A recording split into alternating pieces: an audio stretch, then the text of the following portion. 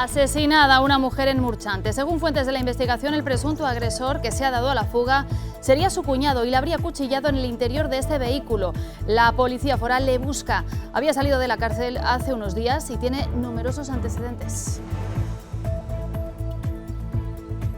¿Qué tal? Buenas tardes. Nos vamos en este punto hasta Murchante. Carla López, última hora, cuéntanos.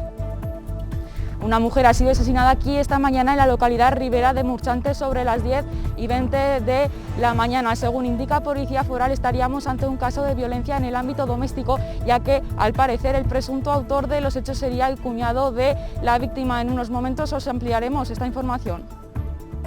Gracias, Carla. Enseguida estaremos allí en este 7 de julio atípico, ya saben, sin Sanfermines y sin una de sus principales señas, los encierros. Esta mañana a las 8 en punto, tristeza y emoción de varios corredores incondicionales.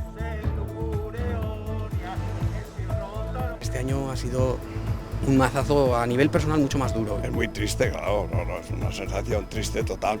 Y la verdad que se hace raro un 7 de julio no estar corriendo los toros. Bueno, y una primera noche de un 6 de julio también que ha transcurrido, eso sí, sin incidentes de gravedad. A destacar un macrobotellón debajo del puente del Vergel y un detenido tras una pelea multitudinaria. El balance de momento es positivo, según dice el alcalde.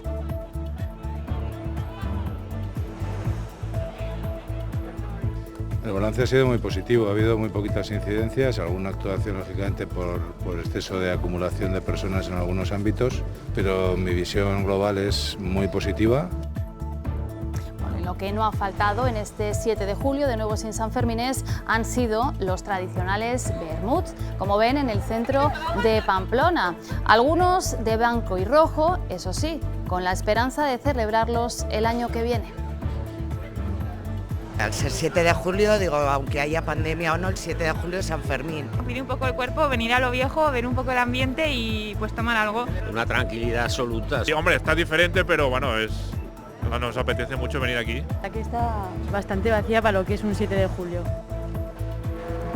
Y escuchen este sonido, es el tañir de la campana María de la Catedral de Pamplona.